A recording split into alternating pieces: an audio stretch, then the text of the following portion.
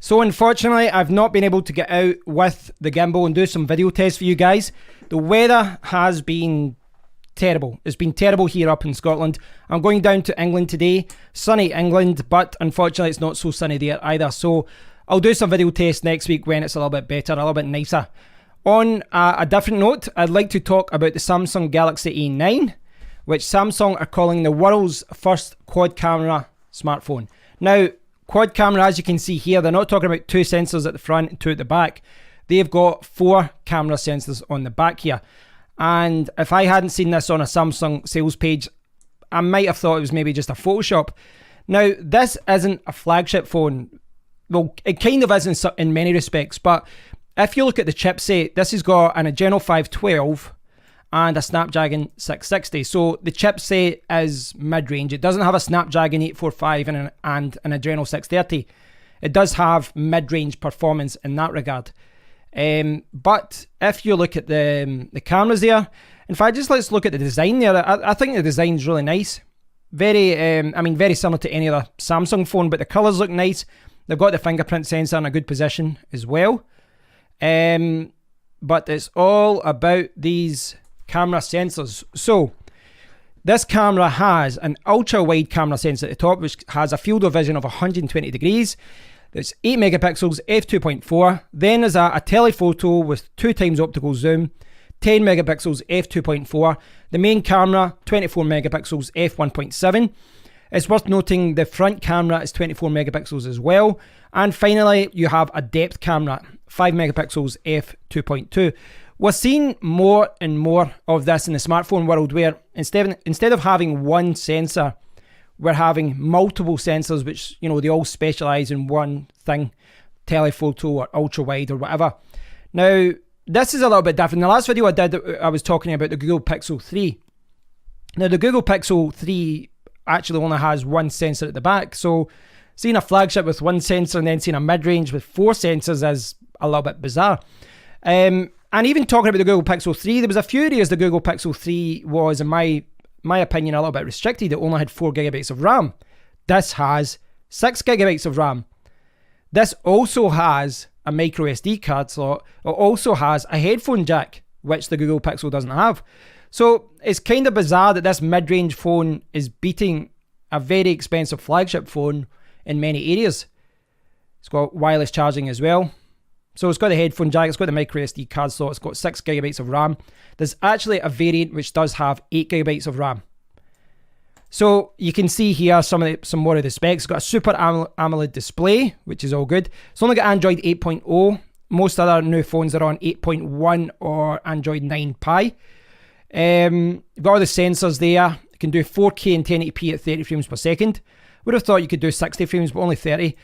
Still good. 24 megapixels f2.0 for the front selfie camera at 30 frames per second.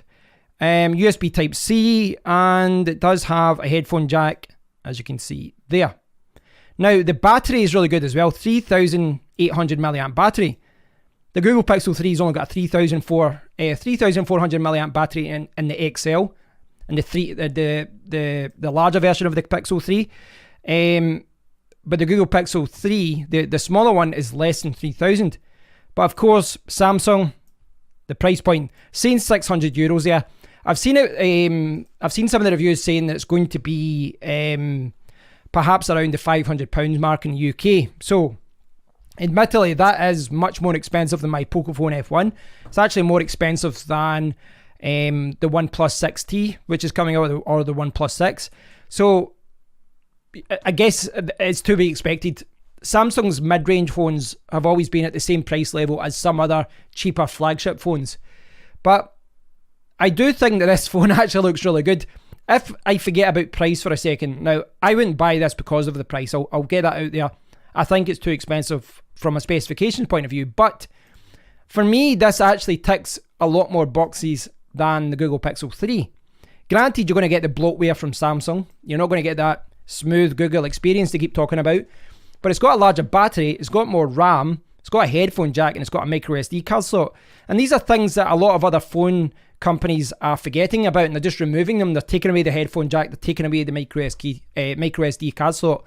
So kudos to Samsung for adding those, but no kudos for the price. I do think it is still quite expensive, and I would still aim towards a OnePlus or a Poco phone or something like that. That being said, I do like this idea of a mid-range phone with good cameras. I've talked about this before, and I like the idea of buying a mid-range phone. I would be happy with a Snapdragon 660 and a General 512. As far as browsing, as far as calls, as far as YouTube and things like that, the performance in one of those phones is going to be fine, and you might actually get better battery life because it is a mid-range phone. So I have a flagship phone, but I don't actually need all the performance this offers. I would be happy with a mid-range chipset, but what I do want is good cameras. And this is kind of the best of both worlds in that regard, I guess, because you are getting really good cameras on a phone that's a little bit cheaper than their Samsung S9 and all that. So very interesting, and perhaps what we're going to see next year. Maybe this is an indicator of what we'll see next year with the S10. I'm not sure. Let me know what you think about it, guys. I'll leave a link to both of these pages. You can check them out. The world's first quad camera smartphone at the back. Still got a sensor at the front as well. They really should have put 2 cameras on the front and just call it the world's first 6 camera smartphone. But yeah, I think that looks really good. I'm not happy with the price, but it's funny that the Google Pixel 3's come out with 4 gigabytes of RAM, no headphone jack, no micro SD card slot, and there's a phone like this out that ticks all those boxes. Anyway, enough of that. Hope you've enjoyed the video, guys. Please let me know what you think about this, and I'll speak to you all very soon. Cheers, guys.